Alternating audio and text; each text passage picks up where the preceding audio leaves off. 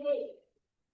Good afternoon, everyone. Good afternoon. Yes, we can have the good afternoons, right? Of course, before starting, we need to hear some good afternoon. Aloud? Sure. For sure. Good afternoon, everyone. Good afternoon.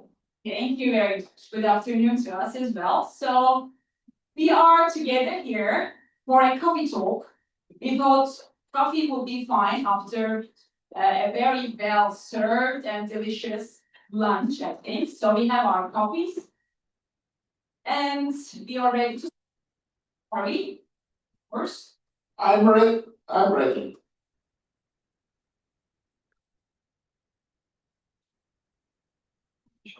I'm also getting just we need 1 minute.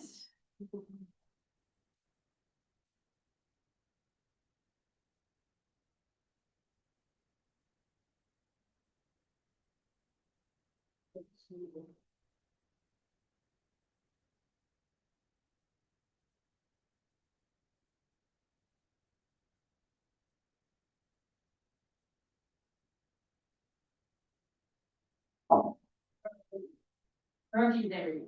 That's right.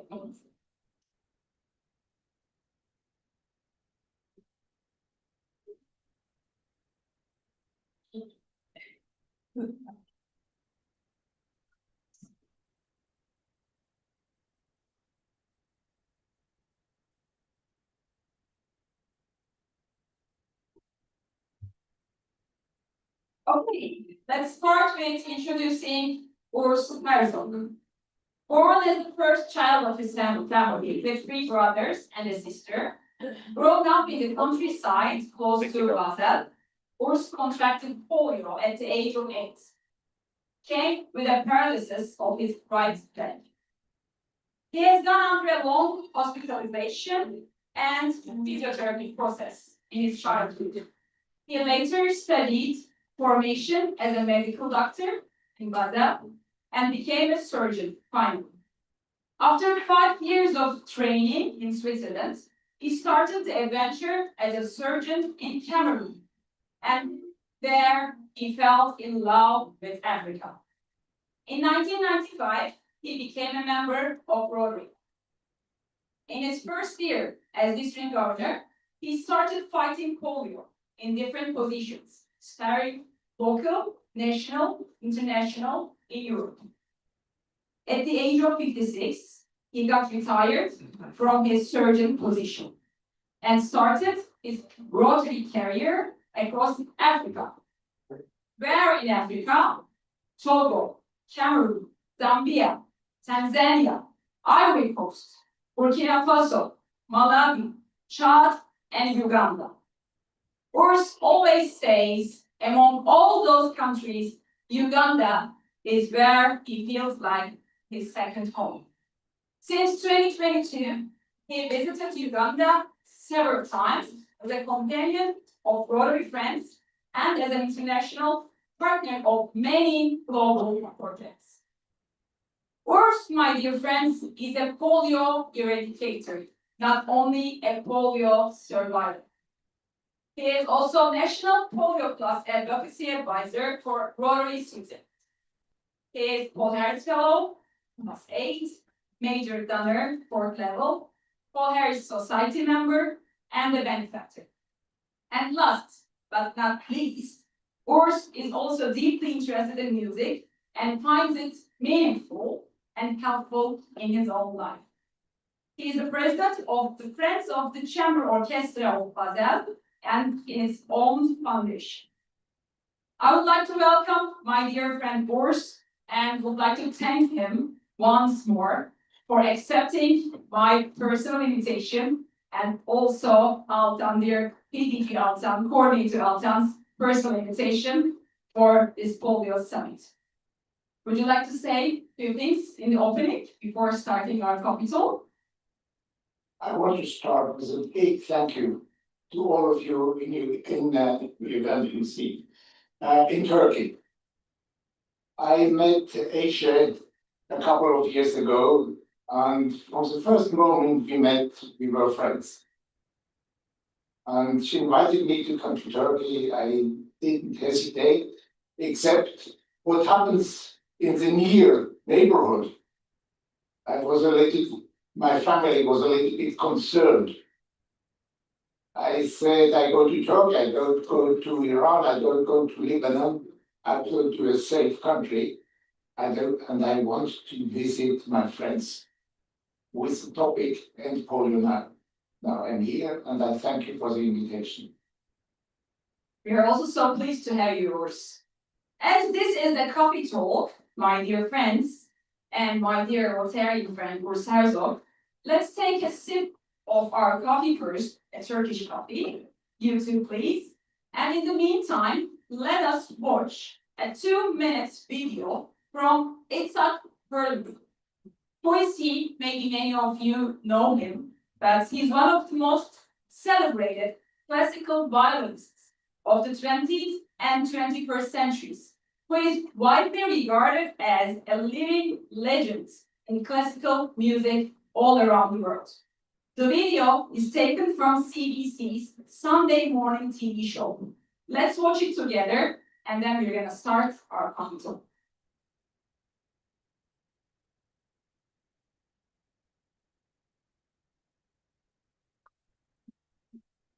Yes.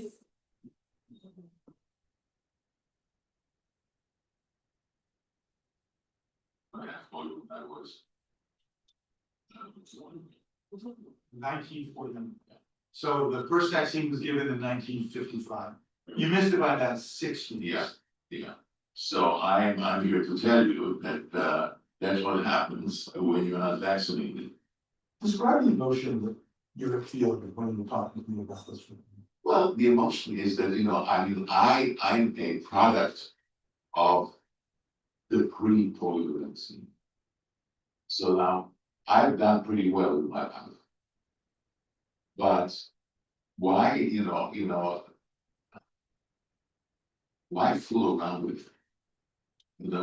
There's the saying, if it's not broken, why fix it? Right? So I'm a perfect example of somebody that has spent all of his life to basically adjust to my disability. I have to think all the time as to what is accessible. I just went right now to a place, I had to take some photos, and there was a step that high, and I couldn't get in. So they said, "Oh, we can do it." So they bring a very short ramp to put at the step, where I had to go with my scooter, and I thought it was almost, the amount of angle. So I would think about that all the time, but I travel to play my concerts. I have to think about what kind of room would be okay for me. So they usually, what I do is, I always ask for photographs of the bathroom, of the height of the bed, and so on and so forth. This is a life of somebody who cannot walk. Now, I've adjusted. I'm a very happy person. I'm adjusted. You've learned to deal with all these obstacles. Absolutely, And, yes. you're just not home. Yeah, But even you have to deal with all of those the difficulties. That and in the what? Yes, a touching story indeed from Herman.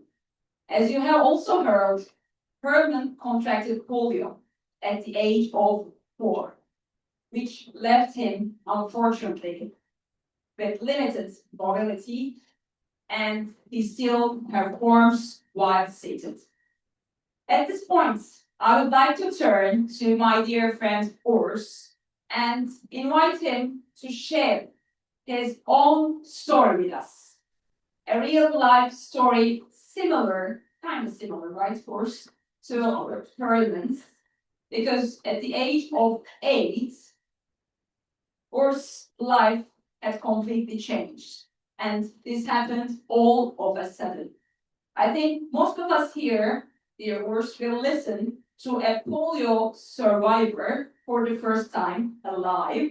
And I believe this is really very important for all of us to understand how polio affects people's lives. So, Urs, could you please tell us what it means really to be a polio survivor? to become a polio survivor, I had to pass many years of my life to realize that many things didn't work as they worked before. We were on a Sunday walk with my parents and my 4 brothers and 1 sister. And from one moment to another, I fell down on the street. And my father was a strong father. He said, "You don't joke. I know you don't like to walk on a Sunday morning." I said, "I can't feel my leg." And he became a little bit paler than normal and said, "What should we do?" I said, "I think you have to carry me. I can't walk." So we were in our chalet in the Alps. We packed everything. We went back home near Basel, and our house doctor came and said, "It's only one diagnosis possible. It's polio." Within 5 to 10 minutes, my parents went with me to the children's hospital in Basel, and they confirmed after about half an hour that I have polio. From that moment, I became isolated. I was no more a member of my normal society. I was excluded. I was in a kind of cage surrounded by glass, covered by glass, had only visibility. I could see my parents, I could see the doctors and nurses. These two, the nurse and doctor, came in my room covered with all what was possible. My parents were outside. I didn't hear anything. We don't have, in this time, we don't have, it was in 1956, we had the possibility to communicate only with fingers and tears and whatever. I felt like a monkey in a cage. With tears, I couldn't move.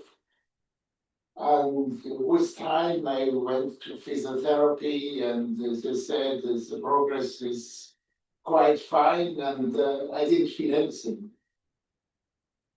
But after a couple of weeks, they let me go out with crickets, and I had to learn walking with these 2 artificial legs. I had only my left leg. And physiotherapy, and I realized that with time, I became conscious that I had a disease which is not curable. But if I train the rest of my body, I will survive. They said easily. It wasn't so easy. I liked sport. Sport was over for a long, long time. But I came home. I went to school again with a wheelchair, with crockets, and finally I have adopted these additional legs as my leg 3 and 4. And with my leg on the right side, my right side, I wasn't dancing. I felt some progress that I could stand without moving, but I was upright. And so with time, I got again my mobility. I was on my 3 legs, 2 sockets and my left leg. But I went to school and I learned, and the rest is history. Once upon a time, I had some problems with my foot, and my orthopedic surgeon said we should do an operation because all the muscles don't function normally, and we should change something in one of your joints in the foot. He did it. When he made this, I was already a student in medicine. And he said, now as you are a companion of me, I'm this person, and he gave me his pre-name. And from this moment, I had a new friend. He understood my story, he helped me, and I started doing sports, athletics, and yes, I studied medicine. I think that was the reason because why I studied medicine, because I had doctors who helped me, and I wanted to have the same degree and the same possibility to help others to become healthy or to stay healthy. Yes, a touching story, but thanks God you're healthy now. So it's similar to Perlman's, but he's still immobile, but we're not. And we have you in Rotary. How lucky we are. We would like to learn now, how have you become a Rotarian? And what type of polio work you've done during your Rotary life? I mean, as far as I am concerned, you have not only worked in polio-related projects, but also ORS have been somehow, you're gonna explain us how, involved in vaccination process in India, right? That's correct. So could you please tell us now about your Rotary story, but mainly Rotary polio story? I have to say, after my studies in medicine, I started a course in Liverpool School of Tropical Medicine and Hygiene, so that I understood something about diseases in Africa. So that's a basic knowledge you should have if you go abroad. That you know what happens when and what you have to do. There, it was in Cameroon, it was a hilly region, and I said we should vaccinate all people, all children, all over the hills. The official health system in Cameroon was really bad.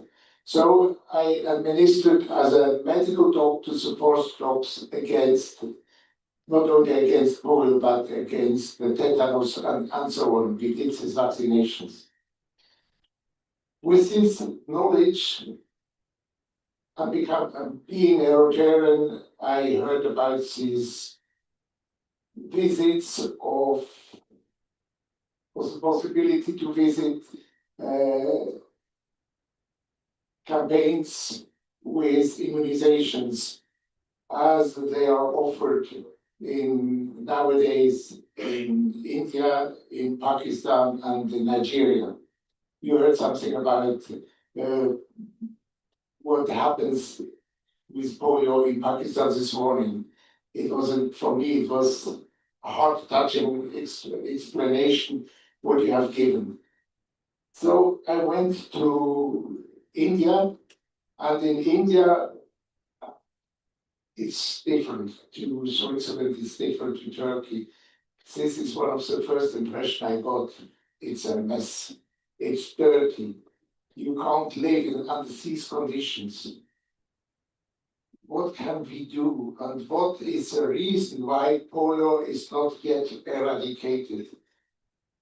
This is one of the situations. The next slide shows probably even better.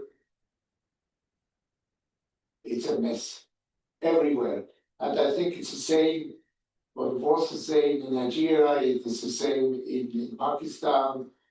And you see these lovely children hoping that they don't get polio, as they know their brothers and sisters who got this disease. And these people have been vaccinated, these children have been vaccinated by volunteer women, and mainly women and sometimes men as well. When I was in India, I was touched to vaccinate this child. And I was aware this child will never be a polio victim. I can't explain how you feel. You feel free, you feel strong, you feel like a helper. It was a very touching moment. I can't forget this moment in India.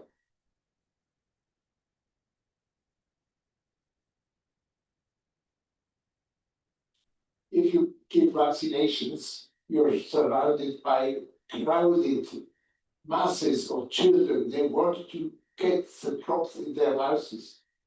Parents are somewhere else. They're out, not here in the picture.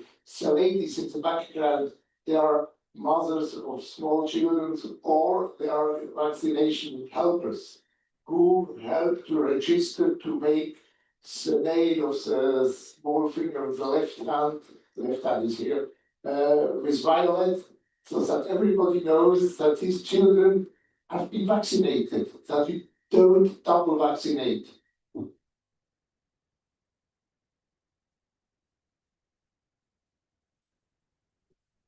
This lady was a vaccinator. She got like a card that allows her to vaccinate. These people vaccinate all day, and by the end of the day, they earn $1. $1 For working all day, for vaccinating all day. for working all day in the time. But in these days, it's different. We have to ask our friends from Pakistan who has a presentation this morning. But in this time, $1, I was shocked. They're lifesavers and they earn nothing. But reality is reality, and you have to accept. I was a stranger, I couldn't intervene in this moment. It wouldn't be polite. As a stranger, you have to adapt yourself to the situation where you are living in. You're not there for criticism. You're there to help only. You were there to help. Yeah. Yes. I think you have experienced a lot out there in India. We can understand that. You most probably have lots of stories to share with us, but we have limited time. So I also know you're following the latest updates from not only World Health Organization, but also from Rotary International, from Evanston, right? What are the numbers saying to us? Why is polio eradication is so important? And why is donation so important? Donating to polio funds is so important. Are we really this close to end polio, according to you? Or what should we do more as Rotarians? We would all be happy, I think, to get some final remarks from you and some facts, some figures. I got some figures from Evanston concerning the year 24-25. You know, we are 534 districts. Only 185 have contributed with DDF to Polio Plus. By the end of the Rotary year 24-25, that means only 42.6% have contributed. I guess your district is in the category of donors. 62.1% have never ever contributed to Polio Plus as individual. 2/3 of the Rotary population never has donated a single dollar to eradicate polio. That is not invented, that are real figures. And to end, 1.1 million out of 1.2 million Rotarians have never donated to Polio Plus. 88% have never donated to end Polio Plus. So I think as a Rotarian, I feel a little bit ashamed What I feel here in this room is you're with us, you're with the fighters, you are supporting, and you got already some donations announced. Let's contribute as well. It's worse to eradicate polio if we see what efforts have been done by UNICEF. We heard the speech this morning. It's impressive what kind of communication we have to raise so that everybody beyond all the Rotarians in the world has understood what should be done. Thank you very much. Thank you very much, viewers, for this coffee talk. We came to the end of the session, but over here, my dear friends, you can have further coffee talks during the coffee break. I think he has a lot to share with you all. Thank you for listening us, and thank you for joining us today, viewers, all the way from Switzerland. Thank you, Rachel. It was a pleasure. Thank you very much.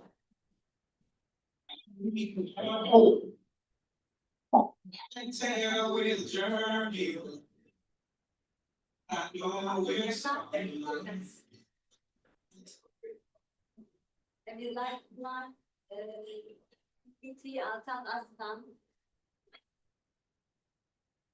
The stage, to award your certificate of appreciation.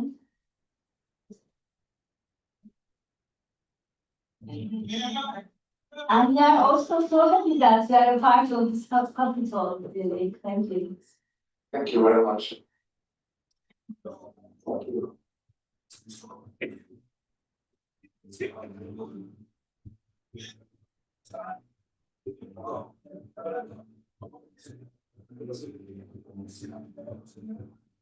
Thank you.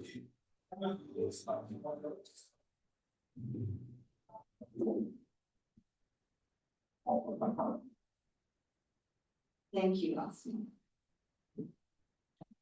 The next session focuses on a creative platform and also a practical tool. Rotary Pocket Handbook Translation and the 6th Power of Goodness video competition launch.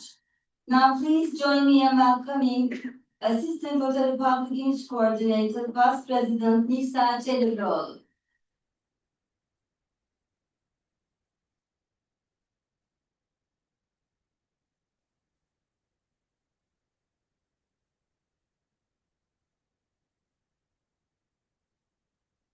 Hello again, good afternoon. Dear protocol observers, fellow Rotarians, Rotary actors, and valuable guests. This is not actually a speech, but I need to present this presentation. Actually, it was prepared by Maria, our architect, Maria Mastora, but she's unfortunately not here. So I will try my best to tell you her message. And we have a pointer here. Yes. As you know, in September 2025, we had our award ceremony at Fusion Brussels, Belgium, with the participation of Yinka and Diane Sanese. Is there anyone who haven't heard Power of Goodness video competition? You haven't heard. So this is the 6th time we're doing the Power of Goodness video competition.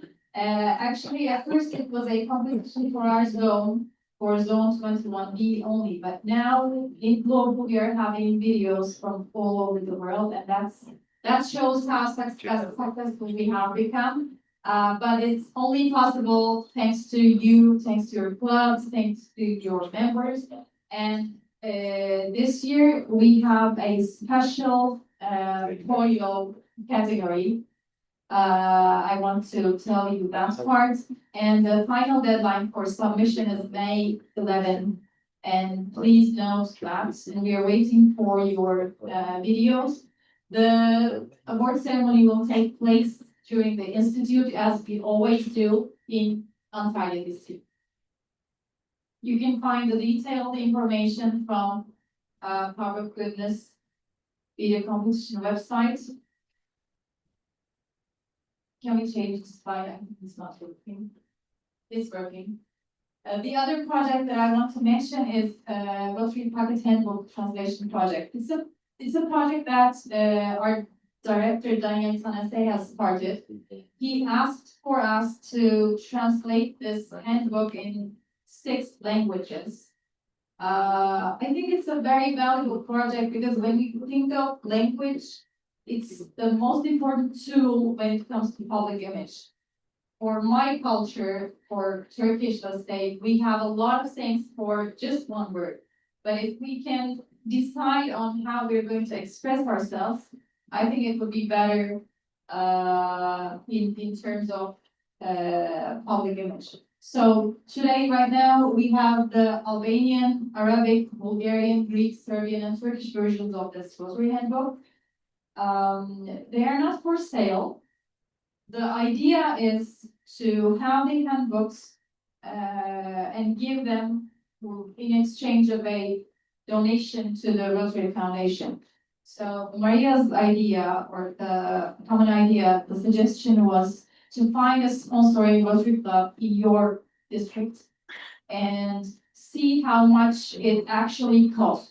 Let's say it costs about 15 euros, 20 euros, and that is the amount of donation, the minimum donation that we ask for people to have this Rotary handbook. And Danielle, thank you for this great project. I think I have summarized it so far. Thank you very much for listening to me. And past President Tijan Türeli, the stage is yours again. Thank you very much.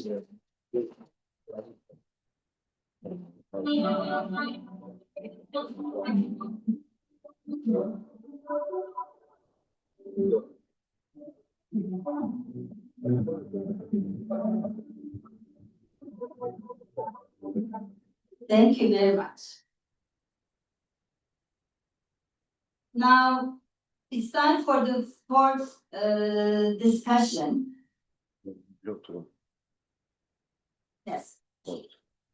This centers around and offers suggestions regarding another important question. How can we use digital media more effectively to tell our polio story?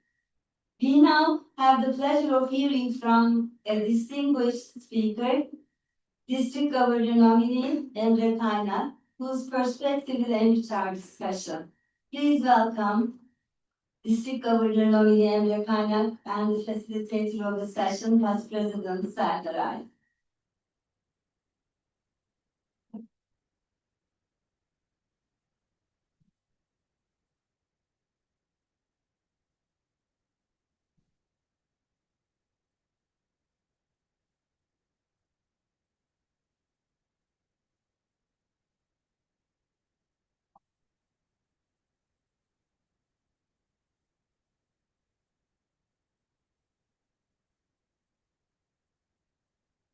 Dear Rotarians, distinguished guests, and friends, it's a great pleasure for me to welcome you to this session. As Rotarians, we often say that Rotary is a global network of people who take action. But today we are going to talk about something equally important: how the world sees this action. Because impact alone is not always enough. If the world doesn't see it, hear it, or feel it, our impact remains invisible. And this is exactly where public image becomes critical. For more than 3 decades, Rotary has been fighting one of the greatest battles in public health history. When Rotary launched the fight against polio in 1985, the disease was present in 125 countries. Today, thanks to the dedication of Rotarians and our global partners, cases have been reduced by 99.9%, and over 3 billion children have been vaccinated. Think about that for a moment. This is not just a campaign. This is one of the largest humanitarian achievements in the modern history. And yet, if you ask someone on the street what Rotary is, many still don't know. So the question is not, are we doing enough? The real question is, are we telling our story well enough? Today, we live in a world where information travels faster than ever before. Every minute, thousands of posts appear on our screens. And in that endless digital noise, one challenge stands before us: How do we make people stop scrolling and start caring? Because social media is not really about media, it's about human connection. People rarely connect with institutions, but they connect with people, emotions, and stories. And that's why Rotary has a unique advantage. Because Rotary is not just an organization, Rotary is a collection of human stories. Stories of volunteers, stories of communities, stories of hope. And most importantly, stories of Rotarians who decide that one child paralyzed by polio is one too many. So today, during this session, I would like to invite you to reflect on a very simple question. When you hear the words anti-polio now, what do you feel? Is it pride? Is it responsibility? Is it hope? Or maybe it's something even more powerful. A reminder that we are this close to making history. Because ending a disease is not only a scientific achievement, it's also a story of humanity. And the way we tell that story will determine how many more people join us in the final push. So today, we will explore how digital media, storytelling, and even artificial intelligence can help us share Rotary's mission more effectively with the world. And with that, it's my pleasure to invite our speaker, DG Emre Kaynak, to guide us through this journey of telling Rotary stories in digital age. Thank you.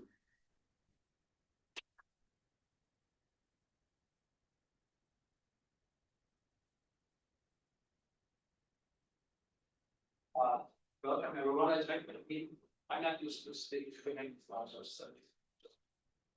Yeah. Sorry, I will be wandering around because I have some energy that I have to show up because I had my lunch. I hope for a second. Is it fine? Yeah. Okay. We had a good meal and I can see that everyone's on this thing now, but I just want to make sure, do you have your polio bears with you right now? If you have them, can you show them? If you don't, just grab one. You will need it. Okay, we can share. So, we're talking about polio throughout the whole day, and we will not stop talking about it until it ends. So we probably disclose by. Do we know the importance of what we have achieved? Yes.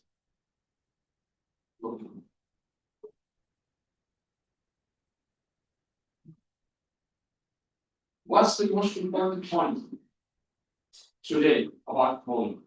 Is it the numbers? Is it the stories? Or simply is it about a great promise given to the children of the world by a group of great people? So we have a great story.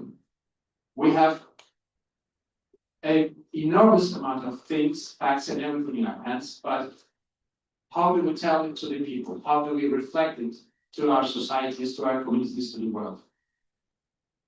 How to do it on social media? Today's topic will be simply about it.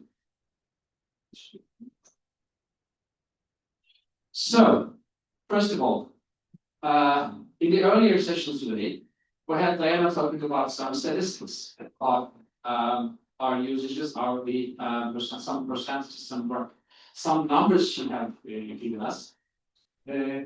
How many of us do remember a couple of details or any information?